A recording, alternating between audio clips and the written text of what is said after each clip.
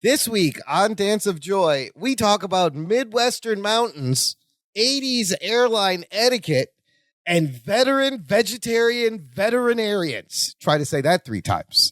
All that and more as we watch Season 4, Episode 14 of our favorite 80s hit sitcom, Perfect Strangers.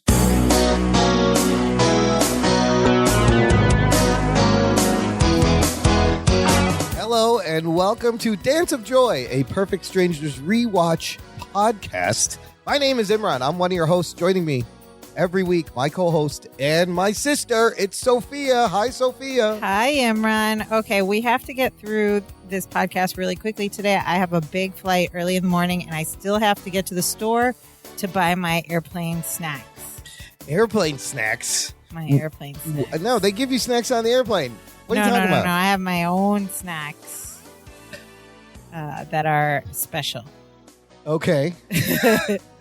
Those kind of snacks. Those kind of snacks. Look, yes. I hope the listener is buckled in and has their seat in the upright position and their tray table stowed away in the stowaway fashion. And your phone on airplane mode. Listener, we have reached the altitude of this podcast, about 4 feet. We're cruising. We've reached our cruising altitude, 4 feet, which is about the height you are when you sit down and listen to this. Yes. Or record it.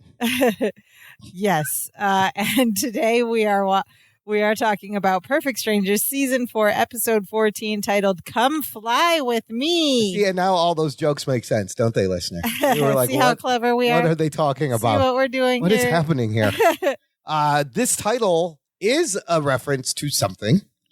It is. It's also the name of a 1958 Frank Sinatra song, hit song. Come fly with me. Fly with me. Yeah, you know that old Frank. He's a crooner. Also, they like to reuse things. Some of these titles of Perfect Strangers episodes were also used on Family Matters and Full House. Interesting. This being one of them. I think there was a Full House episode also called "Come Fly with Me."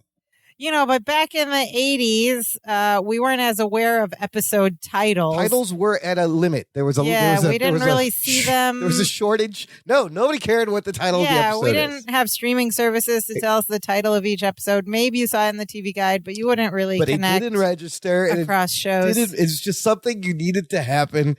And you needed to have it. Didn't matter ever until we do this 35 years later. And speaking of the TV guide, if you were to read about this episode before watching it, you would have read, Balky enjoys his first plane flight, but the girls can't wait to get back on terra firma after eating Balky's travel treats. Whoa. Again, back in the 80s, we are operating under the assumption that you have forgotten all previous episodes of Perfect Strangers, and you fully believe that this is Balky's first time flying. Terra firma is also a fun way to say just the ground. The ground. Back on yes, the ground. Hard land. The show, of course, starring our great what's a foursome called? Not a trio. A quattro? What's that called? Anyways, there's 4 of them. Quadruplet. Is that? No, that's not. Bronson Pinchot playing Balky. Of course, Mark Lynn Baker as Larry Appleton. And Quartet. A quartet. There it is. Quartet. Whew, now I can sleep tonight. Melanie Wilson as Jennifer and Rebecca Arthur as Marianne, because they're flight attendants, of course. Yes. They're going to feature heavily. And then you got a bunch of passengers that are just random other character bits that we will talk about. Yes. This episode aired on February 10th, 1989. And Perfect Strangers, of course, is streaming for free on what's now known as Amazon Freevee, formerly known as IMDb TV. All that means is you go to Amazon and you go to the videos, and it's right there for free with one short commercial break. And they changed the pre-roll. They changed the from pre-roll. IMDb TV, and now says Amazon Freevee. Freevee. Yes. Very fun. Accessible to all, one short commercial break in every episode. It's not bad at all. Okay, let's get into this episode. Act 1 starts, and we are in the apartment for once. We haven't started an episode in the apartment for a while. It's usually the Chronicle. But we're in the apartment, and Larry's doing some packing with a suitcase in the living room, and there's a bunch of other bags and suitcases around. And Balky comes out of his bedroom carrying what I have always referred to as a hobo stick. Yeah, the hobo stick. The hobo stick with a bundle on it, but it's also me posy and luggage, I suppose. You've seen it in cartoons Just whenever a stick a character is homeless or running away. Yeah, a stick with a pouch. Yes. And he is very excited. In fact, he says, and this is the opening little joke bit, "Cousin, I'm so excited and I just can't hide it." And then he goes on, "I'm about to lose control." And then he thinks and he goes, "And I think I like it." And that, of course, is a reference to the 1982 Pointer Sisters song. Those are the lyrics to "I'm So Excited." A great song. That song was huge. Yes. Pretty recent when this episode was aired, probably still very popular at the time. It's still popular now. Anyway, Balky goes on to say that he can't believe he's finally going to fly on an airplane and spend a whole week in the Great Pumpkin. Okay, so he's saying this is the first time he's going to fly on an aeroplane. And the Great Pumpkin is from Charlie Brown. Yes. This is a Charlie Brown reference to which Larry goes, "No, Balky, not the Great Pumpkin. New York City is the Big Apple." An innocent mistake. Yeah, Balky. close. Apple Pumpkin. But yes. I love the Charlie Brown reference. Yes, I wonder which of them or which writer had a Charlie Brown thing and they wanted to put that in. Oh, everybody loves Charlie Brown. Yeah. So we are suspending our past knowledge and believing that Balky is going on his first flight on an aeroplane. Okay, sure. So Balky, of course, has come out with just this little pouch on a hobo stick. And Larry's incredulous. He's like, "That's all you're taking?" And Balky says, "Well, of course not. Don't be ridiculous."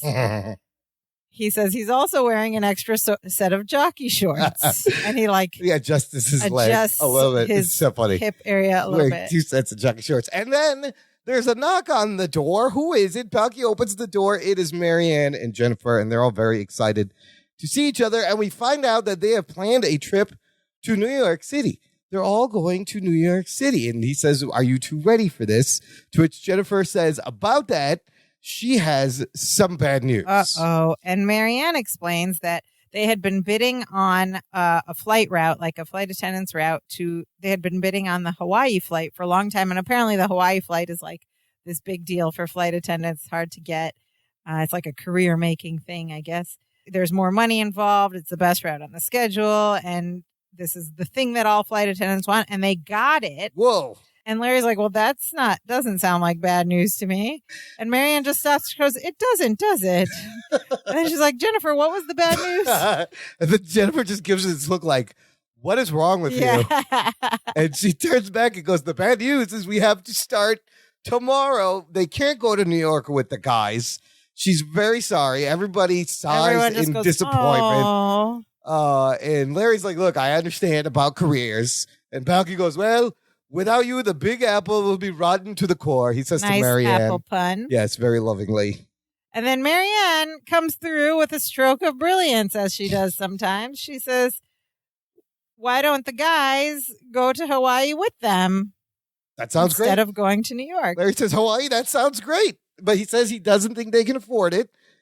And here comes Jennifer with a hot tip. Of course you can. You can fly standby. It'll only be a little more than their trip to New York. Oh, she should start a TikTok channel. Yeah. Like travel tips with Jennifer on TikTok. They have. That is a right? category of reels. Flight attendant secrets. Flight attendant secrets. Yeah. Travel standby. You can pay a little bit more. Yeah. But you'll get on the plane. And then Balky gets so excited. He goes, "Cousin, Hawaii." Hawaii. Just like, remember when he used to say skiing. Skiing. So 2 eyes together. Hawaii. I've heard that this is actually how you're supposed to pronounce Hawaii, but with a V instead of a W. But only with one I Hawaii. Sound. No, I think it's just Hawaii. But there's 2 eyes. Hawaii. Two eyes That's a long I.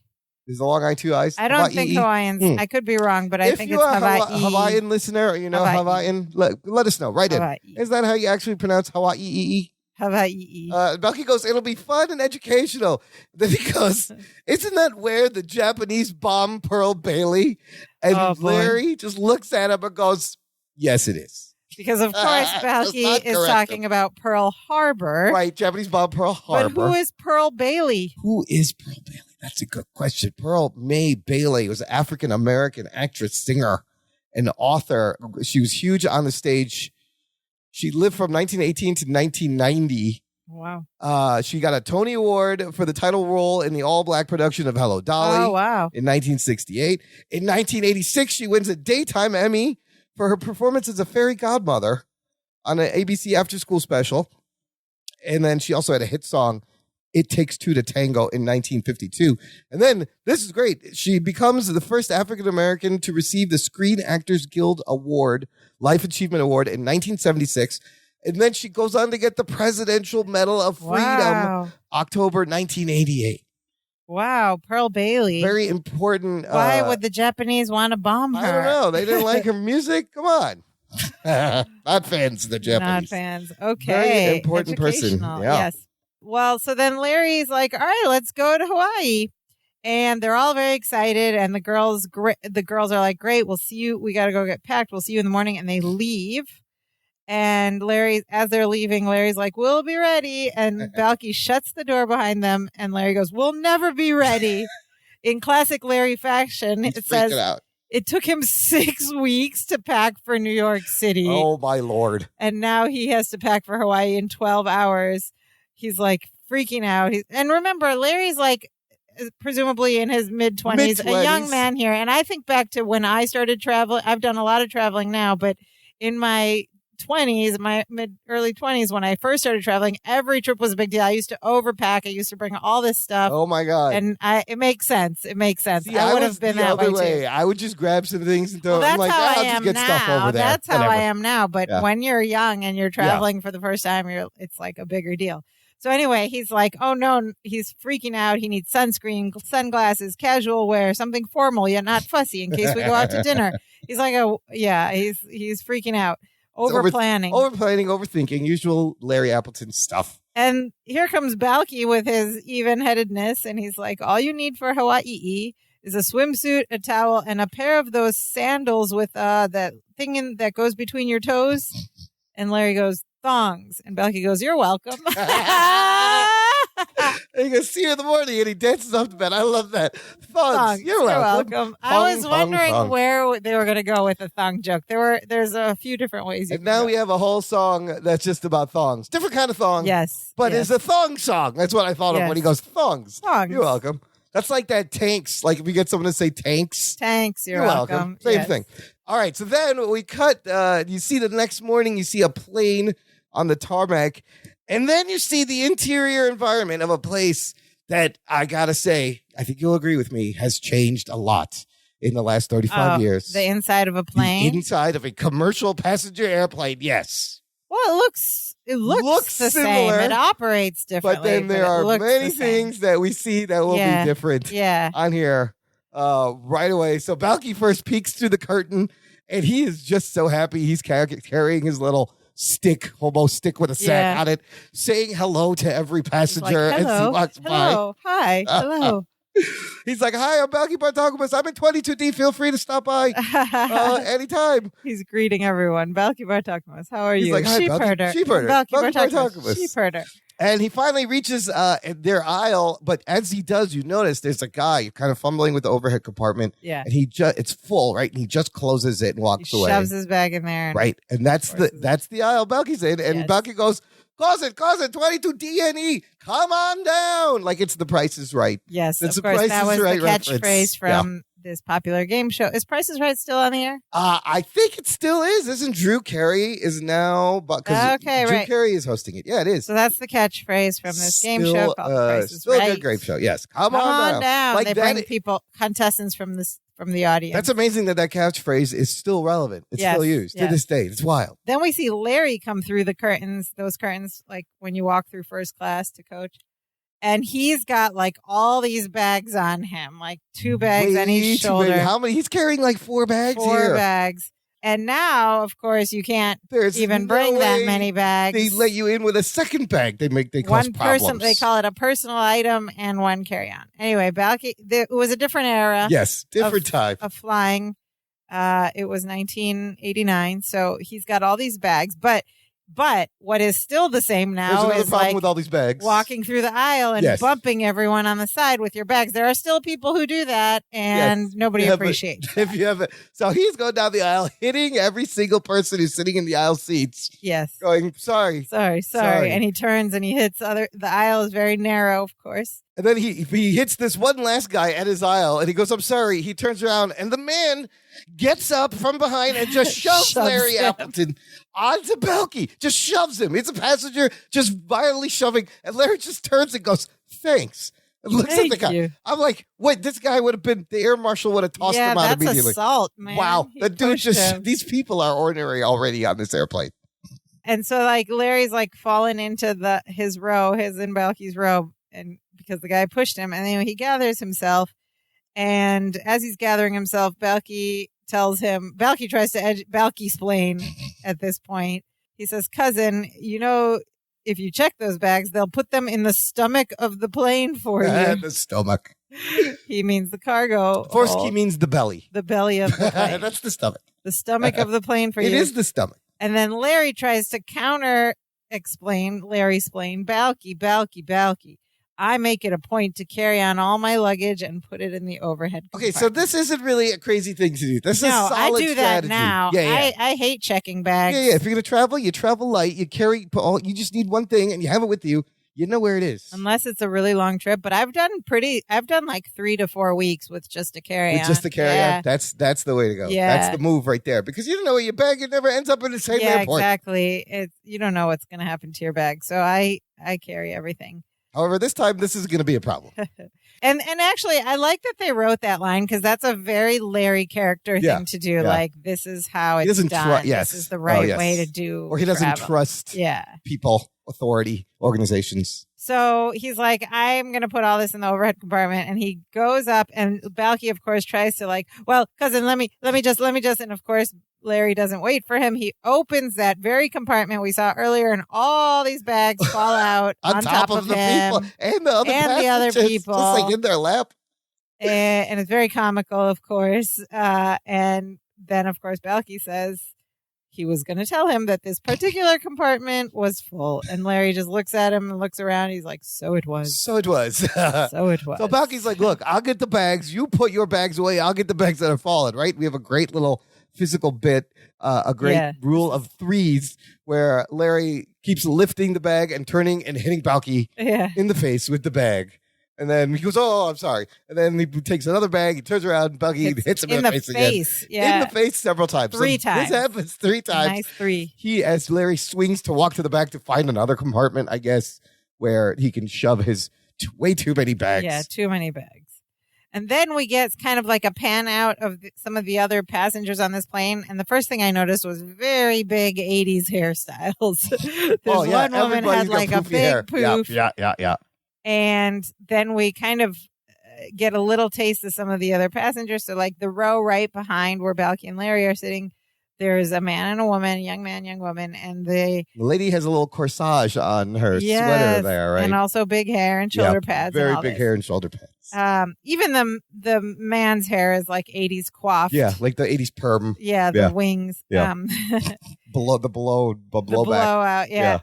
And the lady says, I love the way you demanded the no smoking section at the ticket counter. First of all, no smoking section used to be a thing because the smoking section used to be a thing. This is like on airplane. This is even more idiotic than a no smoking section in a restaurant. You are telling me you're in a sealed tube and you told people, oh, this back here, the smoke will not go back there. Yeah. If the guy in front of you is smoking.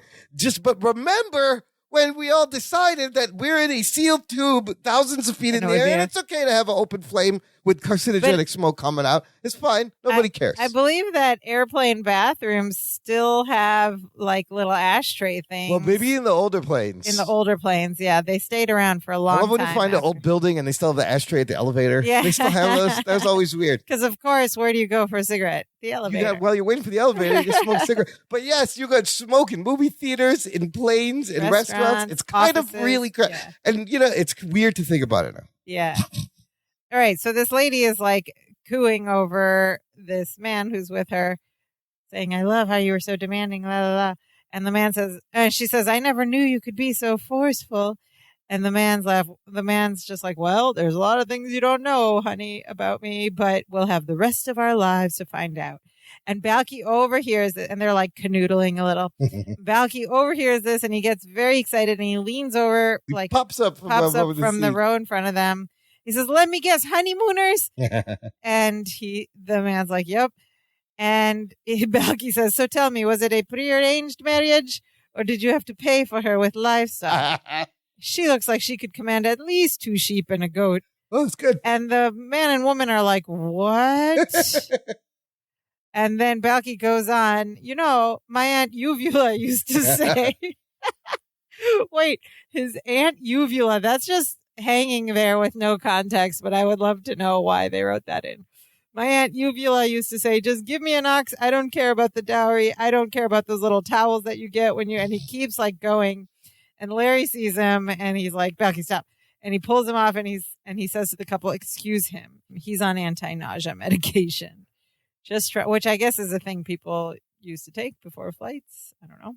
So the uvula is the little dangly thing in your throat that you see. You know how when you draw a cartoon mouths, there's always the little dangly thing.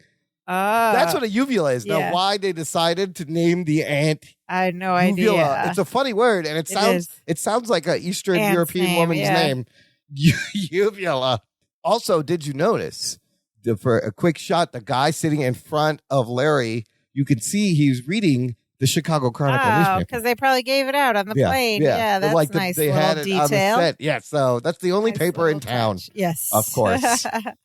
So then Larry finally pushes Balky down into his seat. He puts him in the middle seat, and Larry sits next to him on the window seat, and he's like, Balky, these people do not want to be disturbed. He goes, now buckle up. And Balky goes, well, of course, and I prefer suspenders to a belt buckle any time.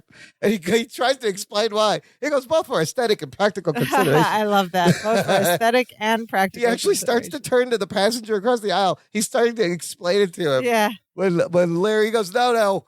He's like, he grabs the belt, buckles them. He goes, comfy? The seatbelt. The seatbelt. He goes, yes. He goes, tight enough. And then he pulls the strap real tight, and Balky yelps. He goes, oh, yes. So he's got him locked in very tight. Yeah. And as this is happening, you can see the man in front of Balky is now put a pillow on the back of his chair, and he's trying to get a nap. Kind of like a bigger, beefy He's a big dude. The plane hasn't taken off. Right. And Balky's sitting here bored, and he reaches under his seat, accidentally knocks the tray table down, and it pops down and it surprises him and confuses him. Yeah. He's like, oh. What is this? Yeah. Oh, what is this? And then Larry's just like, Balky, put the tray table up. And Balky's like, I want to. And he's like, put the tray table up now. Yeah. So then Balky just pushes it up.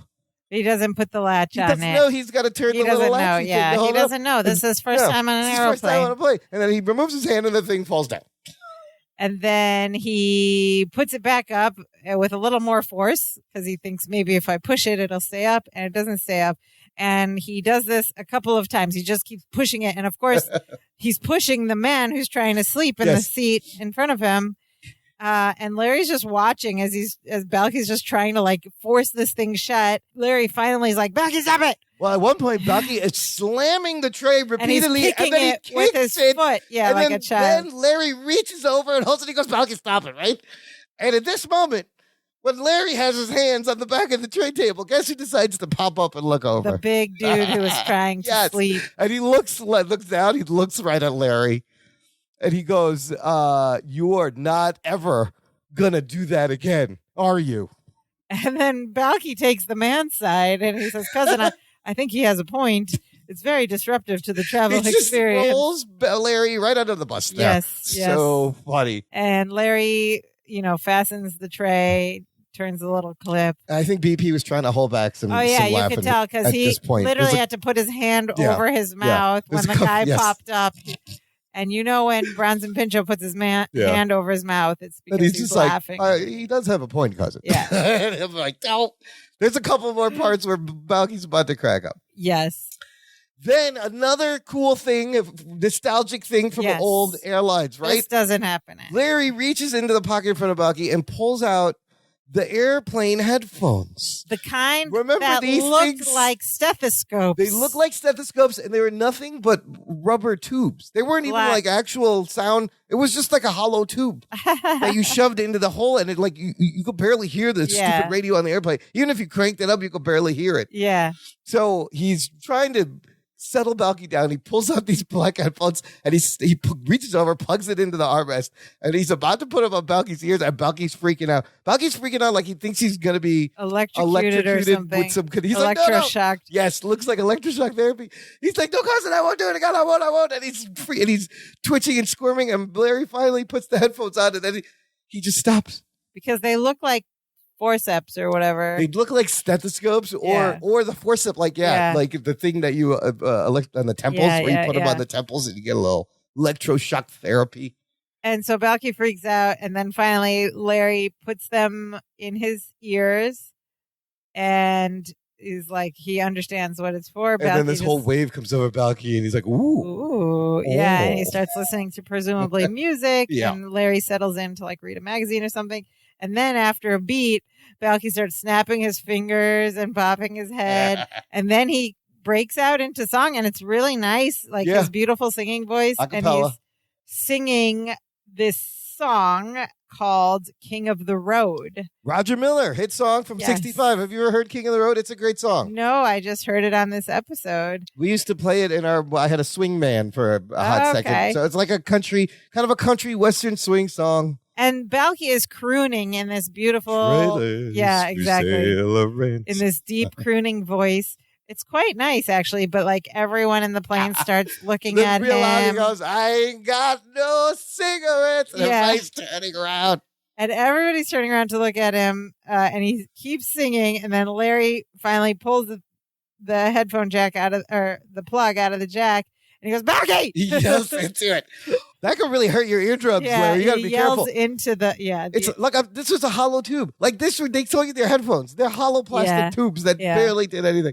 And Balky freaks out. He goes, why you did that for? Yeah. And then Larry goes, I'm sorry. I forgot to tell you. This is a no singing section. Yeah. Just making up new sections. A no singing section, just like the no smoking section.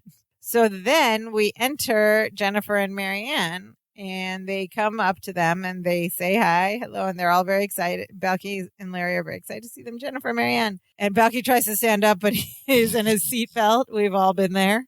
We've all been there. Like, ugh. Yeah. And then drop back down. And then the girls are like, they just wanted to say hello because they're not going to get a chance to talk during the flight because, of course, they'll be working. And Balky takes the opportunity. He's like, okay, then I have to give you something now. And he pulls out this little like canister that looks Myposian. It's adorned. And he says that he baked them a little treat for the trip. Ooh. And he opens the canister and Jennifer's like, ooh, those look good. And we find out that they are honey roasted chalkidikis. Chalkidikis. Honey roasted chalkidikis, of course, are the traditional travel food of Mypos. And he offers one to Larry, and Larry says, no, thank you. I'll wait for the honey roasted peanuts, the traditional travel food of America. Which was for a very long time. Until allergies. Do they still give out peanuts on the plane?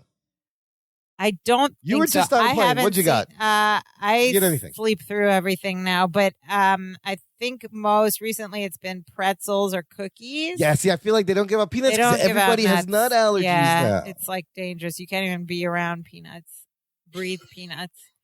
Pretzel. Well, now on short flights, you have to pay for even. Oh yeah, they really skimp. They don't give you anything. They're like, get your stuff at Starbucks and bring it on. Yeah, we exactly. don't care. Bring your own chalkidikis. So anyway, Jennifer tries it and says they're delicious. And Balky's like, oh, thank you. They're not only tasty and nutritious, but they have a shelf life of over 120 years. They both try it, right? Jennifer and Marianne both eat it. And here they broke the first rule of Myposian food. You probably want to ask what's in the chalkidikis before you just pop them in your mouth, girls. And you'd think they'd know that they've all been dating for a couple of years at this point. They know about the pig snout. You think they would have learned by now. But they probably also learned that usually it's delicious and maybe don't ask and just eat it. But this thing has a shelf life of over 120 years, which is surprising. Didn't hear it. Anyway, then we hear the captain over the loudspeaker, and he goes, "This is Captain Hogan. Will the flight attendants please prepare for departure?"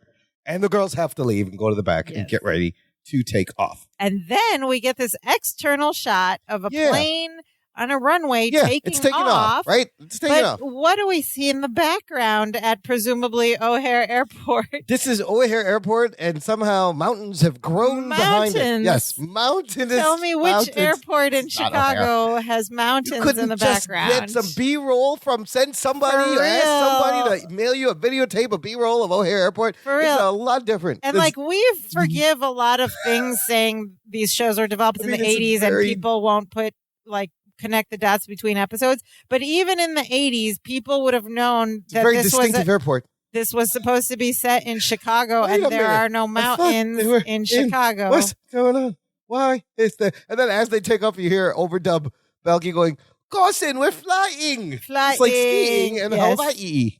They cut back inside, right? And the pilot's like, "We're at cruising altitude." And if you notice, Belky and Larry have now switched seats somehow. I don't know what happened. Belky probably wanted the window seat. He probably annoyed him. To look at those mountains. Why are they sitting in a different seat? Why are they swap seats now? Yeah. To look at the mountains, of course. Oh, of course. The mountains of Illinois, yes. Of Chicago, The great mountain ranges of Illinois.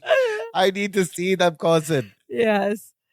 Okay, and then Jennifer comes back to them, and she does not look good. No, she does not look good. She tells them she feels terrible, and so does Marianne. And Larry is like, well, what did you eat? Maybe it's something you ate. And he asks what she had for breakfast. And she says, just a little coffee, dry toast, and that halkidiki bakey gave us. And then Belky goes, Jennifer, think very carefully. What kind of toast was it? It's not the toast, of course. Larry tells, he finally does the smart thing and asks Belky, what's in those halkidikis? And Belky's like, no, nothing special. Just, flour, eggs, honey, yeast. Okay. Goat spleen. Oh, no. Aged at room temperature. Oh. Until it has that little green fur on it. Salt and pepper to taste. Oh, salt and pepper to taste. He keeps going with normal. Moldy goat spleen? Is that what he just described? Yes. Moldy and Jennifer hears that and has to hurl and excuses herself and runs off. And Larry is just like, what the heck, Belky? He says, little green fur? And Belky says, cousin, I know what you're thinking. You're thinking I should have waited till the goat spleen fur turned blue, but that's only what they do on the south side of Mypos. It's a regional thing, which is like it's a very regional beautiful line. I think this line is so funny. That is great. It's a different kind of mold. It's so funny different part to me. Of Mypos. Because in other countries, the desserts are regional. Like everyone does baklava a different way. Everyone does this and that a different way based on where they're from. Very little such differences. A funny do they eat mold? Are there any ethnic food countries that actually incorporate mold into the food, like cheese? That wouldn't be healthy. I mean, cheese is. Well, but isn't some? Yeah, no. Okay. It wouldn't be healthy. I think it's just a Myposian. Like to eat mold. So Larry, of course, is like, Belky, those halkidikis made her sick. And Belky gets a little bit defensive, and he says, I've been eating them since I was 5 years old, and they never made me sick, unless I have them with milk. But you don't combine spleen with dairy products. It's common knowledge. And then Larry's like, what happens if you do? And he goes, you wish you were dead. So, of course, he thinks it's common knowledge for everybody, but it's only common knowledge for Myposians. There is a thing in cultures about food and milk combining. There is milk and fish. It's always different, superstitions, though. Yeah. Milk and, I don't know if any of that's true, but let's just avoid milk and goat spleen, just to be on the safe side. No milk and goat spleen. So, Belky says, if you do, you wish you were dead. They get up and they walk down the back of the aisle and they find Marianne passed out on the last row of seats, right? She's lying down. She doesn't look good. They kneel back down next to her, and Belky takes her hand and goes, Marianne, how do you feel? And she goes, I wish I were dead. Oh. And Larry says, did you have any dairy products this morning? And she says, just the cream in her coffee. And Belky's like, that would do it. Oh, boy. So then they leave and they go back into the galley where the flight attendants work and all the food and stuff is stored. And Jennifer's there. And Larry suggests that Jennifer ask the other flight attendants for help because they're not feeling well, right? But Jennifer freaks out. She's like, we can't do that. They're going to think we can't handle this job and we'll lose the route. Yeah, it's like a tryout for them. Right? So she doesn't want them to know anything's wrong. She goes, don't worry. I had a big glass of milk. I think it'll make me feel better. Boy. And Belky just goes, Think again. Think again. As she covers her mouth and dives into the toilet to ride the white elephant. Yeah. There, a little bit. And then Balky's like, cousin, remind me to put a warning label on any future Chalkidikis. And Larry's like panicked. He's like, are they going to be okay? And Balky explains that they're going to be fine in a few hours, but those few hours are going to be rough. They got a rough ride ahead of them. When you hear a passenger from the back go, hey, what do you got to do to get a drink around here? Oh, my gosh. And Bucky's like, I guess I should go explain to the people what's going on. And Larry's like, no. Those people don't want an explanation. They don't want to understand. All they want is service. And what are they going to do? Larry looks around. He spots a couple of aprons. He's like, you know what? We'll do it ourselves. He's like, come on. It'll be easy. All we got to do is pass out a few magazines, pour some coffee, heat up a few TV dinners. Let's go. And Larry grabs the blue apron and gives Balky a green apron. This is a crucial point in this episode because it tells us what Larry thinks. Larry doesn't think their job is much, of his girlfriend's job. His girlfriend that he apparently adores. He can't live without. Thinks she has some trivial job that she just passes out magazines, pours some coffee, heats up a few tea. Sure. Not very nice, Larry. And so he grabs the aprons. There's 2 aprons. There's a green one and a blue one. And he gives the green one to Balky. And Balky says, I want the blue one. And Larry's like, it doesn't matter. It doesn't matter, whatever. And then he's like, I want the blue one. I need the blue one. And he's like, fine, okay. And then he takes his green apron off. Yes, describe this. This is a crazy This is thing. a bit of physical comedy. Yeah. So Larry has the blue apron around him already. Balky's holding the green apron. By the sort of neck part. Yeah, Larry extends his arms forward and puts to put his blue apron on Balky, but at the same time, Balky extends his arms through the neck hole of the green apron of Larry's apron to put the other apron on Larry. And so now they're in a tangle, and then Larry pulls the rest of his apron. His apron's fine. Apron through. Yeah, but Balky's got like the neck part of the apron around his arms, and so his arm and around like his under bicep. his neck. He didn't put it over his head, so it's like choking him out, and it's a very awkward and uncomfortable way to wear an apron. He's like in a weird harness. He's like, okay, cousin, I'm ready. And his arms are pinned down, and Larry's like, head him up, move him out, and he starts to push this drink tray, but it won't go anywhere. It's like locked. And he starts to push it again, and of course, Larry doesn't do the smart thing to like look for what will unlock it. He's just pushing. He's putting all his weight on it, all his tiny little body weight on it. And then Balky's like, maybe this thing down here is the brake. And he reaches down, and of course Larry's pushing with all his might, and the cart flies down the aisle, and Larry flies forward flat on his face. Crashing sound. Yeah, and you hear the crashing sound. And then Balky just looks in that direction. He goes, yep, that was it. That was it. As he's like choking and wearing the apron all weird. And we fade out, and that's the end of Act 1. Listener, you can join the conversation. You can get your comments shared on this very show. Join our Facebook group. It's called Dance of Joy Podcast Facebook group. Very straightforward. There's a link in the show notes, but it's where I post threads to every episode of Perfect Strangers before we record them, so you can catch up on Amazon Freebie. Leave your own comments and questions and ponderances and observations, and we will share them. And you can also meet other people who love the show. There are many other people just like you. Yes. You would be surprised. Go out there, meet them, sign up to the Facebook group, join it. Yes. We should come up with a fun name for that group. We talked about it once a long time ago. Like, you have ideas, listeners. Yes. You know what? I want the Facebook group members to come up with a name for themselves. Yes. Is it Cousins? Is it the Meepiets? Is it, what was the softball team's name? Whatever it is. Come out. Let's hear some suggestions, and we'll vote on it and pick a good one. All right. You guys deserve it. You deserve a fun name to the Facebook group.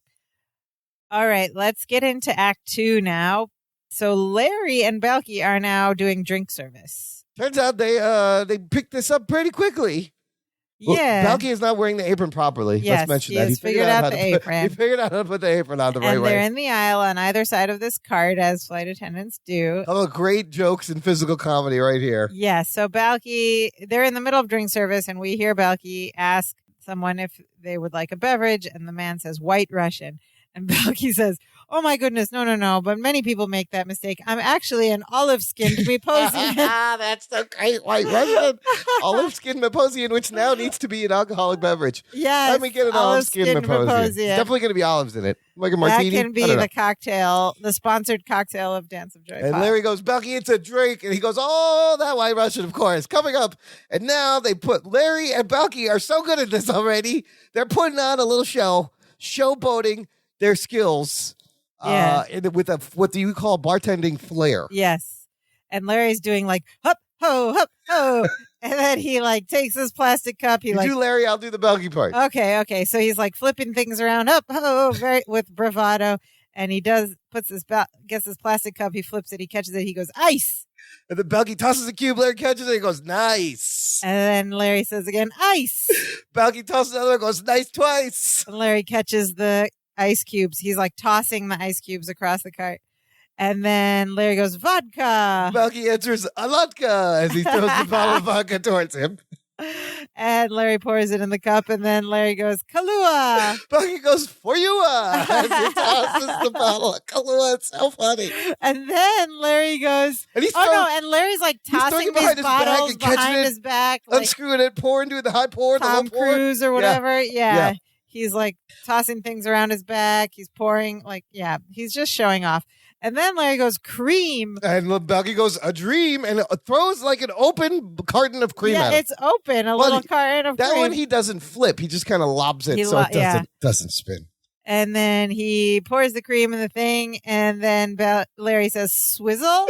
Balky goes, "Abizzle," which makes no sense. I don't know. It's just the this is way before Puff Daddy or whatever. Soup for shizzle. This is before Snoop Dogg for shizzle. For sheezy. No, the swizzle stick. And at the right, he just goes, "Abizzle." Abizzle. What's Abizzle? Abizzle. I don't know. But they give the cup to the passenger, and everybody claps. Yes. After they deliver the drink. Yeah, everybody's like cheering for them. So this is clearly inspired by and the man they give the drink to happens to be that's the seat guy who was mad at him. There was the guy in front of him. So obviously clearly inspired by the 1988 Tom Cruise movie Cocktail, when it came out a year earlier.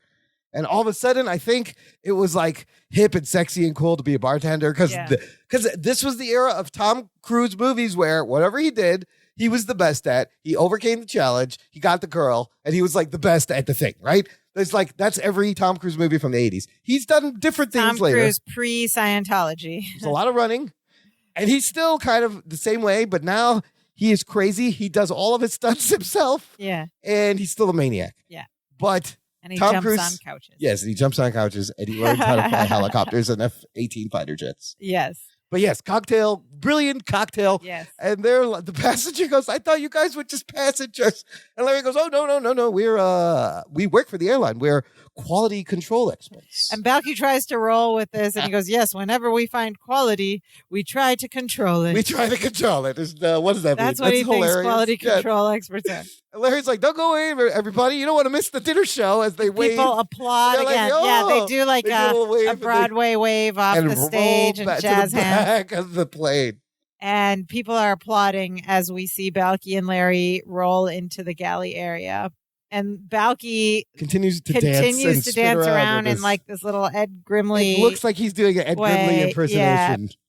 Yeah. Martin Short's Ed Grimley, yes. Yes. And Larry, however, is so excited because he's like, "This is great.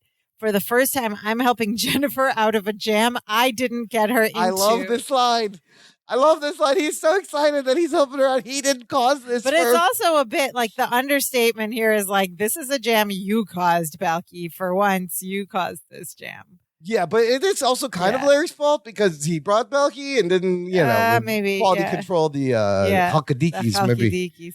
But the thought is so hilarious. He's just so giddy. He's like, "Oh my God, I didn't do this, but I can help her actually come out a hero." Yep. And so they begin to get the dinner service ready, and they're pulling out like little trays from the little, storage area or the fridge or whatever it comes out of. And as they're pulling out these dinner trays, we hear the captain's voice again on the loudspeaker. And he says, "Ladies and gentlemen, this is Captain Hogan again. Please fasten your seatbelts. It appears we'll be experiencing a little turbulence." And at this point, they both have a tray in each hand, and they're very close to each other in close quarters. And it's also important to note that back then, the food trays, or at least on the sitcoms, are like open. They don't have a top cover on them. Oh my God, nothing's covered. It's just sitting in there. Trays of open food. Yeah. No covers, no plastic, nothing. And that's an important detail because they hear this. They're standing very close together. They're both like full hands of trays. And Balki says, cousin, what is turbulence? And of course, that's a perfect setup. Just as he says that, the plane jolts and this the tray of something very white and creamy. Of course, whipped cream pie. You whipped gotta have cream, that. some kind of right dessert on Larry's pie. face. Yeah, slams right into Larry's face, and he's got cream all over his face. And Bronson Pinchot, once again, trying not to laugh. Yes. Hold his face. Yeah. Then we transition to the next scene, right? And now this set of this plane, to simulate turbulence, what they do is violently rock the whole side to set, side to side across. And like we've seen turbulence. If this was happening on a plane, this is way beyond turbulence. So they must have built a set that on a thing that would, you know what it reminded me of? Yes. Like, remember when you were kids and we would go to like the Air and Space Museum or whatever, and there would be like some kind of simulation thing, and you sit in this thing, and the whole thing shakes side to side. Yep, absolutely. They made a whole set like this on something to shake it side to some side. TV shows make sets where the room rotates and it looks like you're climbing up the wall. Oh yeah. But this was cantilevered on some rickety machine because it is rocking so and violently. This is like not. It's cartoony. This is not how turbulence would be beyond at all. Like if this is actually happening, an engine has gone down. Yeah, you're dying. You're gonna crash. This thing is going crazy. Down. Of course, Larry and Balki are not experienced or trained flight attendants, so they believe that they must still serve dinner. They're trying to get dinner service out. And they're trying, and Larry's walking around with a pot of hot coffee. Open, and it's open on top. And it's open on top. It's like a regular pot, like a diner pot of coffee. Like a silver pot. And like the plane is rocking and it's not even covered. And you see coffee like spilling out the side. And the people too are just like expecting dinner from them because you hear, so he's got this coffee pot and you hear a lady go, is that regular? And Larry's like, yes, it is. And he pours some into the cup. It's spilling everywhere. And then another lady on the other side of the aisle goes, is that decaf? And Larry just looks at her and goes, yes, it is. That's dangerous, by the way, Larry. But I get it. You're in a tight spot. Everybody needs things. So he's looking. And then she's like, cream or sugar? And it flies all over the place. And he's like, the cream is over by your foot. The sugar went that way. Yeah. And he's trying to get sugar back. Is bad for you. He's like, sugar is bad for you. Trying to play it off. And then he's walking by and this lady goes, hey, my baked potato's cold. And so he takes it from her. He's walking back. He offers to pick up dirty trays as another passenger is like, dirty trays we haven't even eaten yet. What is going on? And Larry's like, I'm trying to do this as fast as I can. The whole cabin is getting very upset. Some people have trays. Some people don't. Some people are done. There's turbulence. They're hungry. They're cranky. This is a disaster. Larry heads back to the galley. And what does he find? He finds Balki, he turns around, and he's eating a slice of pie. He's got whipped cream on his face, caught in the middle of Larry's eating dessert. Like, what are you doing, Balki? Help me. And so Balki puts the dessert down and goes to get more food trays. And Larry's like, oh, yeah, this is a funny little wordplay exchange. Oh, this is amazing, yes. Balki, rows 22 through 24 still need their dinners, and we've got to pick up the trays from rows 19 through 21. 23A wants a club soda with a twist, and 86 the 7 and 7 on the 26B. And Balki goes, 10-4, cousin. All these numbers. While they're saying that, they're rocking back and forth. Balki can't get one tray out because they're sliding back and forth with the tray. He pulls out the tray and it goes back in. He pulls out the tray and goes back in. And then Balki goes, listen, cousin, who gets the veterinarian supper? I think he meant vegetarian. He means vegetarian. And Larry goes, 19C. And Balki goes, okay.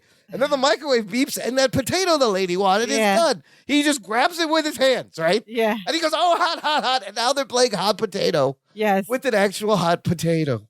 And Larry tosses it up in the air. Balki catches it. He's like, ah. And then he tosses it forward into the cabin to a passenger, and the passenger's like, and it just keeps getting passed forward, hot potato, all the way to the lady who requested it, and she goes, thank you. See the lady gets and she just picks it up with her hand, doesn't think it's hot at all. She's like, oh, perfect. Well, it cooled down the right amount as it flew through the air. But that was a group effort to get that. And then that was, people applauded that too, because it was a pretty good physical stunt as the potato bounces back. That was a fun bit. Larry tells Balky to get all the dirty trays and he'll work on the other dinners that haven't been served yet. And Balky's like, okay. And he goes back down to into the cabin and he's like messing about. And then a man in the front goes, where's my vegetarian meal? And Balky's like, oh, I know just where it is. It's in the Mr. Microphone oven. I'll go get it. Mr. Microphone oven. Explain that. I think he's combining two things. Microwave oven, and I believe Mr. Microphone was that toy where you had like a kid's microphone, you talk into it, and it gave it kind of a reverb sound. Very simple physics, right? Nothing actually in there. It was just the cone shape. Now known as auto-tune. Yes, it was early. Early analog auto-tune was the Mr. Microphone. So about he just combined Mr. Microphone oven. So funny. He goes back. And as he's on his way back, all the restless passengers keep yelling at them. They're getting really irate. And someone's like, hey, they've already eaten. That should be our food. And the guy who got a second tray. Larry had passed by with food and they saw him and they're like, that's mine. And the guy's like, well, it's mine now, buddy. And he's not giving it up. And Larry hands the other food to them. He goes, here you go. Balky comes back with the vegetarian meal, which he had called a veterinarian meal. Yes. And he goes, here you go, sir. One veterinarian supper. And the man looks at the tray and he goes, this is steak. I'm a vegetarian. And Balky's like, well, I added that. Our veterans deserve the best. I love that. Look, so it's vegetarian mixed with veterinarian and veterans. We talked about how there wasn't great wordplay last episode. They're making up for it. Yeah, this one, the wordplay's on very point. Very quick, rapid fire jokes. But love from it. Veterinarians to vegetarian to veterans. So good. It's so good. We all, even Americans, get all these three mixed up every now and then. Oh, absolutely. Are you a veterinarian? So then Larry comes back and he serves the honeymoon couple, right? And then he kind of plops down exhausted in the seat in front of him. In his seat. And you hear the honeymoon lady go, you promised to get me a brownie, dear. And the husband's like, well, I think they're out of them, dear. And Larry she goes, I want a brownie. She's being whiny. Oh, my gosh. Larry, he hears this and he goes, I think I could get you an extra brownie. To which the tray seat guy in front who had ordered the White Russian hears this. He gets mad. He goes, why does that broad get an extra brownie? Oh, my gosh. And the man goes, broad, you can't talk to my wife like that. He's like, you can't call my bride a broad, buddy. There's a good alliteration. And then the big guy, the White Russian guy's like, you want to step outside, pal? Outside? And he goes, I would love to. They're on a plane. You're on an airplane, you idiots. What are you doing? And they're all arguing now. The whole cabin starts yelling. And Larry, these two are about to fight and step outside. Larry holds them apart and he tries to reason with them. He's like, look, we're all a little irritable because we haven't eaten. And everyone's like, yeah, it's your fault. What are we going to eat? Blah, blah, blah. And then they all, like, the guy from the front, the vegetarian, gets up and he's like, let's take over the kitchen. And everyone's like, yeah. Oh, my God. And everybody gets up and they start coming down the aisle to, like, overrun. Okay, how many times have the cousins been accosted by an angry mob already on this show? Yeah, I can think of 3 other times off the top of my head. This seems to be constantly happening to them. This is like an insurrection on the plane. They're all about to go take over. And then they all head to the back, and then we pan to the back and we see Balky come out of the galley again eating that dessert. He's got more whipped cream on his face, and he's like, cousin, need some help. and now all the passengers see him, and he's like, you want a coffee break while I'm starving? They get really mad, and they advance. And everyone's like, we're going to get our own food, and they all start advancing, and then Larry holds them back. There's a whole mob in front of them. He's like, hold it right there. And he holds up a videotape cassette, a VHS case. Yes. Which we might have to explain. And he goes, hold it right there. One more step and no movie. And then the lady goes, my God, I think he means it. And then a guy goes, wait, what is the movie anyway? And Balky looks at the cassette cover and he's like, oh, it's a good one. Ernest Goes to Camp. And then the people are all like, get him. And they start to advance again. So a few things here before we go on. It used to be that one movie played for everyone. There's so many things that are different about flying these days. Yes. You didn't have those screens in front of you. You didn't have could pick options. Whatever you wanted to watch, or have your computer or a laptop that has Netflix downloaded. Everybody was going to watch, and there's, staggered screen. So The screen will either be This, right in we front have of to you explain this. or like way down the thing. The screens came down from the ceiling of the plane. But even before that, they were just wall mounted at several sections where you had to watch it from the back of the section. They still have those on buses sometimes. Yeah. But now, like I just flew domestic. There's not even screens and there's not even selections on domestic on small planes. You have to download the airline's app. Oh, and use your own device to watch stuff? Before you get on. Before you get on the plane, of course. Download it before when you have Wi-Fi. You can't use the internet up there. And then you use that app to watch on your own device for domestic. Okay. I think international still has a little screen in front of you. So the benefit being the airlines offering these free things that you download? It's through the app. Can you watch it later if you're not on the plane? You can. You have it forever? I don't know. That's a good question. Watch it right now? I just skip it and sleep the whole time. I love the little TV screens. Anyways. Yeah. Anyway, so it used to be that there was one movie that everyone watched and the flight attendants apparently controlled what the film you just popped the tape in the VHS, right? And it went everywhere. Just like, and then so the joke is, I love the joke where he goes, "Oh, it's Ernest goes to camp," and they're like, "Get him." So that's a deep burn on Ernest goes to camp. I don't know if you guys remember. This was Jim Varney had this character Ernest P. Worrell. I remember seeing it Saturday morning. He had a Saturday morning TV show expanded into movies, but he was always talking to the viewer. But his buddy was Vern. Right? He would talk to the camera and he'd say, "You know what I mean, Vern? You know what I mean? Vern." Super annoying. I never really liked him. The movies did not do well. They were not good movies, right? There was Ernest Goes to Camp, Ernest Saves Halloween, Ernest blah, blah, blah. And he was on commercials, a lot of commercials in the 80s. So when they made this episode, like this Ernest franchise of movies, known to be a dumpster fire. Very current. But I thought this was a bold move on the writers, like deep burn. Against Ernest Goes to Camp. Nobody liked the Ernest movies. You know what I mean? All these angry passengers who wanted food would give up the movie to get food. We never got to meet Vern. It's one thing I just wanted to know who Vern was. And they're starting to advance again. They're about to take over the kitchen. And Balky steps in this time to try to reason with them. He says, "Wait a minute." And he goes, "Now just get back, funky cats." I think that's an Elton John song reference. Funky cats. Get back, funky cats. All right. And he says he's picking up on the bad vibes. And he's like, "You're supposed to be going off to have a nice vacation. Why aren't you happy and joyful? Why are you acting like a lunch mob?" So that's he literal. means lynch mob. But it is also a lunch mob. But it is a lunch mob. So many levels. Mob. Excellent wordplay. Yeah. And someone yells, "Because you're the worst flight attendants we've ever seen." And everyone's like, "Yeah." And then Belky goes, "Here's another fun wordplay. Well, I got a hot flash for you." Hot flash for you. Like hot flash for you. Hot flash as like menopause hot flash. And he tells them that they're not flight attendants at all.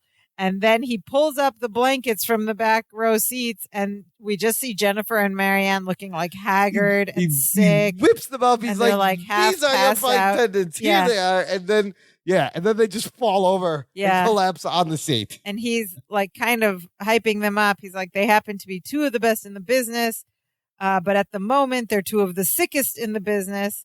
And the passengers don't really care at this point. They're like, "Cry me a river. I paid good money for good service. I'm not getting it, blah, blah, blah." And Larry steps in and says, "We get that. But the only reason we're doing this job is to help these ladies out. I mean, if somebody complains, they could lose their jobs. Now, look, is it too much to ask that we just help out a little?" And he gets them all, "Sit down, be patient. We'll get to you." And he goes, "Think about it.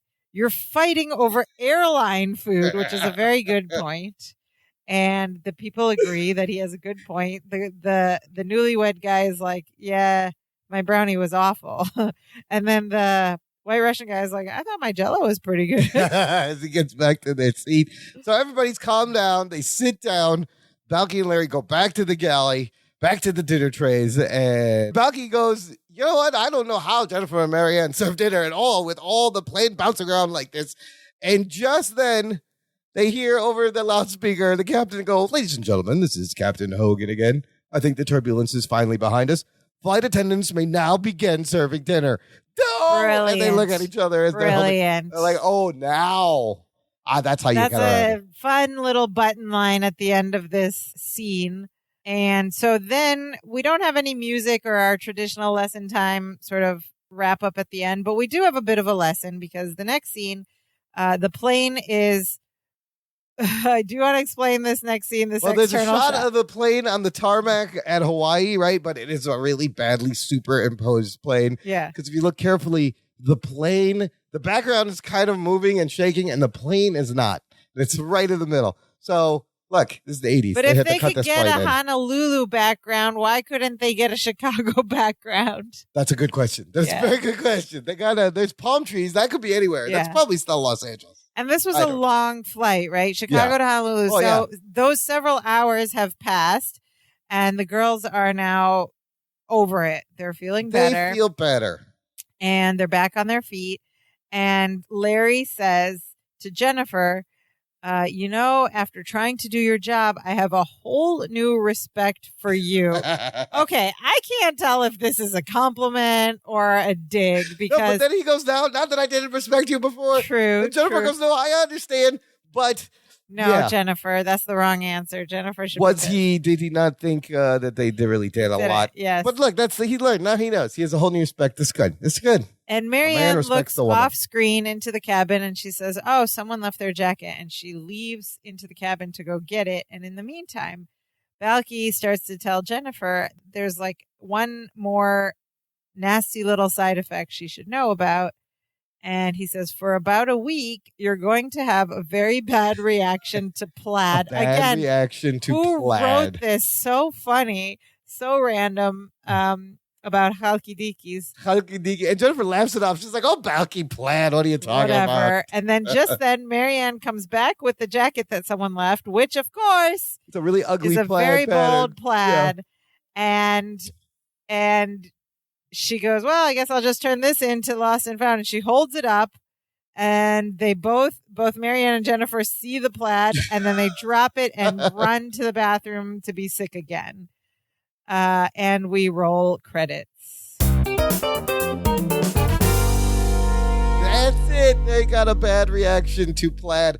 Listener, if you have a bad reaction to plaid, here's what you can do. Visit our TeePublic shop, danceofjoy.com/shop, because there's no plaid there. No. There is lovely t-shirts and hoodies with the Dance of Joy logo in whatever color you want. Yes. Whatever style you want. There's also mugs, cell phone cases, tote bags, pillows. Support the show. Show the world that you listen to this podcast, that you have cool niche podcast swag that's eventually going to make somebody ask, like, what is that? And then you get to explain the Dance of Joy and what the drawing is, what the podcast is, what the show is. It's lots of fun. danceofjoypod.com/shop. What did you think of this episode, sister? I thought it was very funny, of course. I thought the wordplay was back. We missed that last time. Really good wordplay. Not as much. You need a balance. I feel like for this premise, I might have been expecting a lot more wild physical comedy, but you made a good point that they were limited to the aisle of an airplane. They kind of pigeonholed themselves into the space they can work. So they, the throwing of the bottles and the cocktail bit is hilarious, and then the turbulence, the luggage hitting it is great, and something you see all the time, and hitting the other passengers. And the wild turbulence. The turbulence was good. Yeah, it was good. But it was great lines. Yeah, a lot of really funny, clever. Great writing on this one. I mean, it's always great writing, but last episode was a bit lacking, I think. But great wordplay. Loved it. Loved all these funny moments and lines. I kind of remember this episode. I remember them serving drinks and stuff. And also really fun to see like 80s airplane. Oh my God. Stuff. Yeah. Whenever they're in a location that has like, it's very different than today. It's fascinating. We still have airplanes. They still kind of look the same, but they don't. And my God, are there so many differences. And you look back and you're like, I can't believe they let us smoke in movie theaters. What were people thinking? Or on the airplane. Or in the doctor's office. Really? What else is interesting to note? I believe this is the only time we actually see Jennifer and Marianne at their job. We get to see that. But they didn't really even do any work here in this one. But we get to see them at work. Yeah. And there wasn't really a very deep lesson. It was just Larry giving his girlfriend more credit for her work. Look, to his credit, he did kind of help her out. I wonder if they get to keep this route. Yeah, or if we didn't find out what happened. Well, maybe somebody filed one of those complaints or like a. Hopefully they left a good Yelp. They didn't have Yelp reviews. You'd have to, listen, if you really want, you'd have to like fill out a card at the airport at the airline. So it's a lot of work. I don't know. Yeah, you couldn't just email them. You'd have to have a complaint card or call them. It would take months before you found out. Yeah, so we don't find out what happened. Hopefully they got to keep the flight, and they didn't lose it. I don't know. Hopefully, sans turbulence. The guys they pulled it off. They pulled it off. They pulled it off. Good. Very innocent mistake that they didn't know to hold off the dinner service. I wouldn't know that. You're like, maybe we wait. No, I don't know. Although here's my question: like, I know they didn't want to ask other flight attendants to help them because it would make them look that. But is there like no communication from cabin to cabin? Also, nobody in the rest of the plane knew what was going on back here, right? Did they not think to let's peek into the other cabins to see? There's no other flight attendants working this plane, or they don't cross sections. So the entire rest of the plane is just oblivious of this chaos that has happened. There was a mutiny almost on the plane.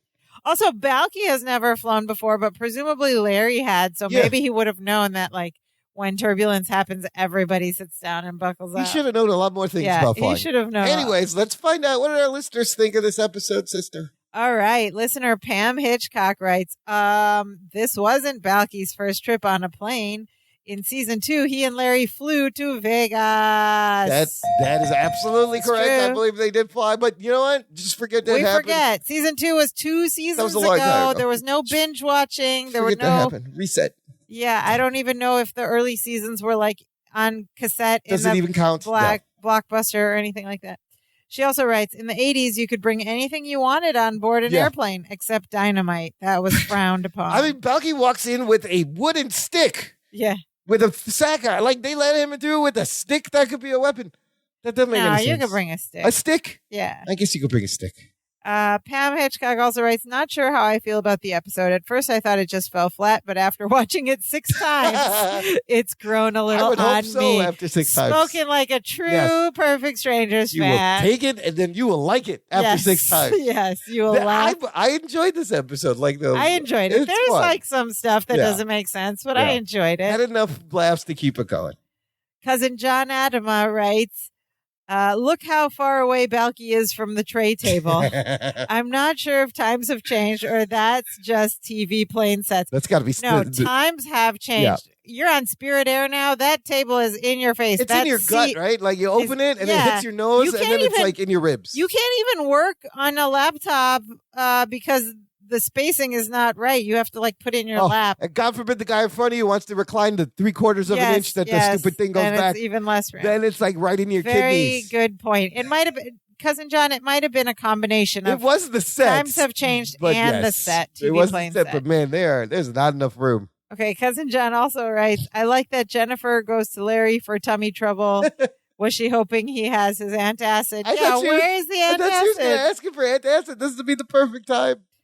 And he writes, this was clearly before terrorism was the main motivation behind all airline decisions, in parentheses, after cash, of course. Today, the air marshals would have arrested everyone standing in the aisle. It's true. It's a decent enough episode that wastes no time getting to the main conceit. Yes. I also appreciate the little bits that set up some of the passengers' hostility. Yes, very great wrap-up, Cousin John. Cousin John always has great wrap-ups.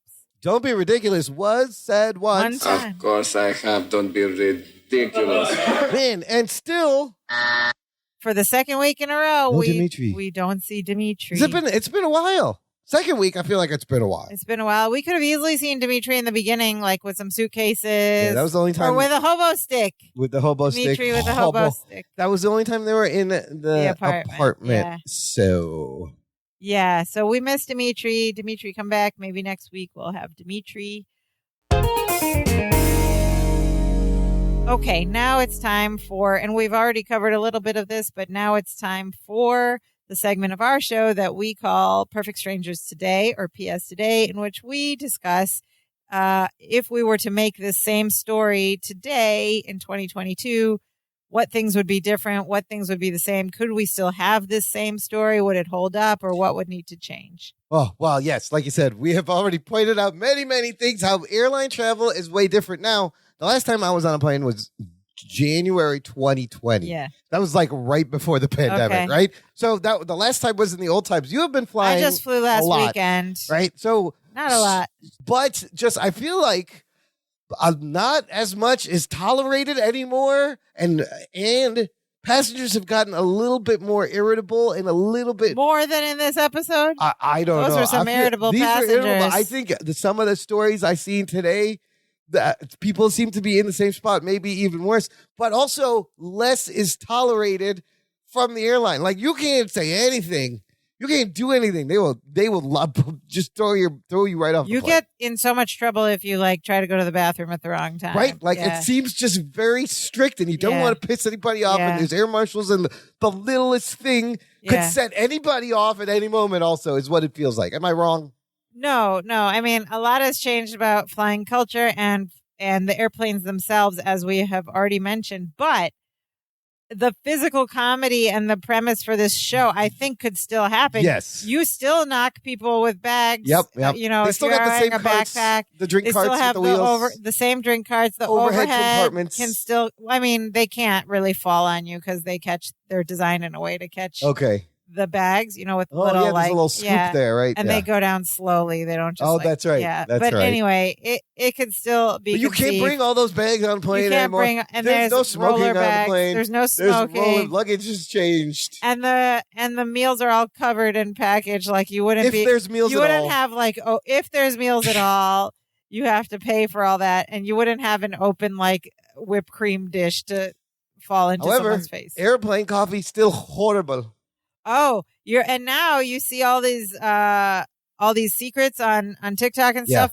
You're not supposed to drink any hot beverage. Oh, it's like there's like germs and stuff. The water comes from like where they keep the water. Toilet water? No, just they never clean like where they keep the water for drinks. So I used to drink coffee on the plane all the time, but ever since I watched the tip is order bottled beverages. I don't drink hot beverages on the planes anymore. Don't drink the coffee or tea. Oh my God, I didn't even think about that. It's supposedly really gross. What about Balky singing out loud on the plane? Okay, yeah. Here's where I thought it would be different. When he was singing in that beautiful, croony, deep voice. It was good. It wasn't like bad. Like, I wouldn't have been mad. The assumption in this episode is like Larry gets him to shut up, and we see people turning around to look at him. Annoyed. And the assumption is that they're annoyed. Why? But nowadays, I think people would whip out their phones, right away. live stream it, and it would go viral and be like, and everyone would be like, that's beautiful. Keep singing. And we see videos like this all the time. When you've seen those videos when like Broadway casts have gotten stuck in airports and they all start singing. Or the flight attendant is rapping the menu and the instructions, right? They love something fun. They love it. I think that would be. Unless the last video I saw of this was this guy got up and started singing like a religious Jesus song. Yeah. And people got very upset. So or if you're not a good singer. Or if you're bad. Right. Yeah. Like his voice was beautiful. I don't know why they were getting annoyed. I'd have been like, this is gorgeous. That's what my initial reaction when I saw this, when I watched this episode, I was like, why are they getting mad? And also, like, every time there's the 80s airplane, it reminds me of the 80s airplane movie. Yeah. And it reminds me of the nun singing to the transplant girl, and she knocks the IV out and has no idea, and the girl's just grasping. Yeah. It's so, and the whole plane is like, oh, that's very good. Yeah. That girl's like holding her hand about trying not to die. So funny. So it's very much looks like this set of Airplane also. Yeah. But yeah. But otherwise, would be I think the story would hold up. Yeah. You could still get sick. They still have to help him out. Yeah, they could still be worried about not showing the other flight attendants that they can't do the job. Larry could have left third-degree burns the way that coffee was flying around. Yeah, that is. But the coffee's never that hot, though, right? I think it for that reason. Yeah, it's like never boiling. They're made with gross water. It's made with gross water. It's never McDonald's hot, so you could sue there. That's right. Yeah. That's right. So that's good. It would hold up. It would still hold up. You just tweak a couple of things. Put some screens in the back of the chairs. My other question is, when you fly standby, it's a gamble. You don't know that you're getting on that flight. That is true. That is true. But they felt pretty confident they got on the flight. Although they had flight attendant connections. Helping them out. Yeah. Helping them out. There's also something called, totally completely unrelated. I'm watching this HBO series called The Flight Attendant. Uh-huh. And the second season is out. It's great. I have not watched it. Oh my God, it's so good. But there's something called a jump seat that apparently any flight attendant can jump on any plane if the seat isn't taken. That's on TikTok too. They talk about that a lot. Yeah. Wait, you can get the jump seat? No. The flight attendants are answering questions about. Unless somebody already called for it, you can get it. So there was a scene in The Flight Attendant where she had to talk a tenured lady out of her jump seat because she really needed to go somewhere. It was kind of fun. She blacked out. I learned from the social medias of flight attendants You're not allowed to drink alcohol when you're in that jump seat. Well, you have to like still represent like the company. That sounds fascinating. The flight attendant TikTok, all sorts of things. Yeah, there's all sorts of things out there. Don't drink hot beverages. Don't drink water. And they're also on there like there's reels on like 10 ways to really annoy flight attendants or 10 things to make their day. Yeah, make the job easier. And I did some of those on my recent flight. You always want to greet them when you're getting on the plane. Well, yeah, that's just common courtesy. No, hello. This lady was like, you'd be surprised how many people you say hello, welcome, and they just walk by nothing. Wow. Yeah. All right. Good stuff. Join us next week when Balky will join the Chicago Chronicles Bowling League. Bowling. I love a good bowling, as Mr. Burns would say. No, there's going to be some bowling, a little Mapostian bowling, a little American bowling. It's a very exciting competition. Points, spares, strikes, all that bowling stuff. Listeners, if you enjoy Perfect Strangers as much as we do, and if you enjoy hearing me and my brother banter about Perfect Strangers, listeners, if you enjoy watching Perfect Strangers as much as Imran and I do, and if you enjoy me and listening to me and my brother banter about this beautiful show, please support the show. You can go to danceofjoypod.com/support and you can buy us a virtual coffee. Yeah. Every little bit helps keep our show going. It all just goes right back into production. And we love doing this and we want to keep doing it till we get through all 8 seasons. And maybe even beyond. We have some ideas in the works. You know what? We love virtual coffees. Why should you get us a virtual coffee? Because cousins should joke more. Cousins should joke more. Yes, they should. There's your reason. Cousins should joke more and siblings should do more podcasts. In the meantime, you can get in touch with us at any time of the day or night. Visit our website, danceofjoypod.com, for links to where you can find the show, how to leave us a rating or a review right on the website or an Apple Podcast, how to leave us a voice message. There's a little microphone in the bottom. You can record your voice. You can do your best Balky impersonation and send it in. We will play it. Or you can send us mail electronically. If you just send it to danceofjoypod@gmail.com. Yes, they send mail electronically now. It's very, very crazy. Also, all the links to our socials, Facebook, Twitter, Instagram, is all there for you to join us. But, Sophia, what is the most important thing the listener should do? Never mix goat spleen with dairy products. Oh, you want to drink the dairy before or just not at all? No, not at all. Not at all. Keep it separate. Keep it separate. But even more importantly, the most important thing a listener to do is share this show with a friend, with a stranger, with a flight attendant, with an irate passenger who's sitting in front of you. Share Dance of Joy Pod, share Perfect Strangers, get the word out there. Everybody who's upset on an airplane will immediately feel better if they watch some Perfect Strangers. That's how you calm them down. Be like, hey, man. 22 minutes of joy. You hold up your phone. Hey, man, just check this out. This will calm me down and make you laugh. Yes. Share this show with a friend. That's the biggest thing you could do for us. And now we are so happy. Thanks for listening this week. Now we are so happy we do the dance of joy. Hey,